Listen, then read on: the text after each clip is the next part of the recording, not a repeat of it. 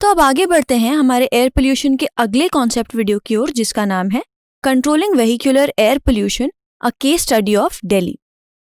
I hope आप सबको पता होगा कि दिल्ली में पोल्यूशन कितना ज़्यादा होता है, और पोल्यूशन इतना ज़्यादा है दिल्ली में कि 1990 की रिपोर्ट के अकॉर्डिंग जो 41 मोस्ट पोल्यूटेड सिटीज़ हैं उसमें से दिल्ली चौथे नंबर पर रैंक किया गया। इसीलिए सुप्रीम कोर्ट ने डायरेक्ट किया गवर्नमेंट को कि इस पोल्यूशन को कंट्रोल करने के लिए अप्रोप्रिएट मेजर्स लिए जाएं। तो अब हम देखते हैं क्या क्या मेजर्स लिए गए ताकि हम एयर पोल्यूशन को कंट्रोल कर पाएं दिल्ली के अंदर।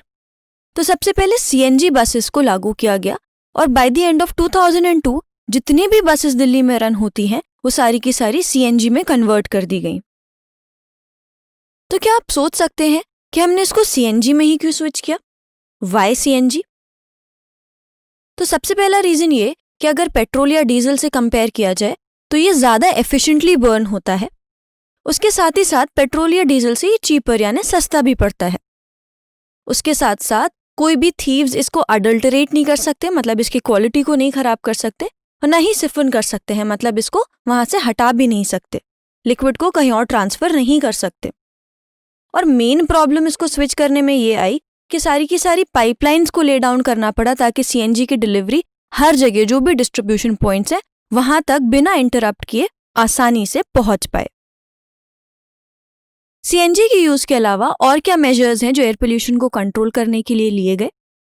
तो सबसे पहले phasing out of old vehicles, मतलब जितनी भी पुरानी गाड़ियां हैं उनको यूज से हटा दिया गया, बिकॉज पुराने जो व्हीकल्स हैं वो ज्यादा पोल्यूशन कॉज करते हैं।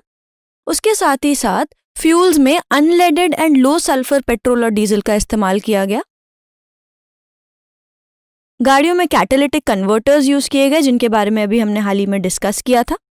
उसके साथ साथ रूल्स एंड रेगुलेशंस लागू किए गए जिसमें पोल्यूशन लेवल के नॉर्म्स बहुत ही स्ट्रिक्टली फॉलो किए जाने लगे। इन मेजर्स के साथ साथ न्यू ऑटो फ्यूल पॉलिसी लागू की गई गवर्नमेंट ऑफ इंडिया के द्वारा, जिसके चलते बहुत ही स्ट्रिंजेंट नॉर्म्स फॉलो किए गए, बहुत ही स्ट्रिक्ट रूल्स फॉलो किए गए फ्यूल्स के लिए, ताकि सल्फर और एरोमेटिक कंटेंट जो होता है पेट्रोल और डीजल में उसको अच्छे से अच्छे लेवल तक रिड्यूस किया जा सके। तो यूरो 3 नॉर्म्स के अकॉर्डिंग जो आपका सल्फर है उसका जो अमाउंट है वो 350 पार्ट्स पर मिलियन होना चाहिए डीजल के केस में, साथ ही साथ 150 पार्ट्स पर मिलियन पेट्रोल के केस में। जो एरोमेटिक हाइड्रोकार्बन्स हैं वो 42% ऑफ कंसर्न फ्यूल हो। गोल क्या है? जो सल्फर है वो 50 पार्ट्स पर मिलियन हो डीजल एंड पेट्रोल में, और साथ ही साथ जो एरोमेटिक हाइड्रोकार्बन्स हैं वो 35% हो of concern fuel. Bharat stage 2 में यूरो 2 जो नॉर्म है वो एप्लीकेबल नहीं रह गया इंडियन सिटीज में। जो मास एमिशन स्टैंडर्ड्स हैं इंडिया के, उसके अकॉर्डिंग जितना भी टाइप्स ऑफ व्हीकल्स हैं, कौन कौन से टाइप्स ऑफ व्हीकल्स हैं, उन पे क्या क्या नॉर्म्स लगाए गए हैं और वो कौन कौन सी सिटीज में इंप्लीमेंट किए गए, अब हम वो देखेंगे। तो जितने भी 4 व्हीलर्स व्हीकल्स हैं उस पर भारत स्टेज 4 का नॉर्म लगाया गया, और वो through out the country since April 2017 लागू हुआ। उसके बाद जितने भी 3 व्हीलर्स हैं भारत स्टेज 4 उन पे through out the country since 1 अप्रैल 2017 लागू हुआ। साथ साथ जो भी 2 व्हीलर्स हैं उस पे Bharat stage 4 again through out the country since April 2017 लागू हुआ।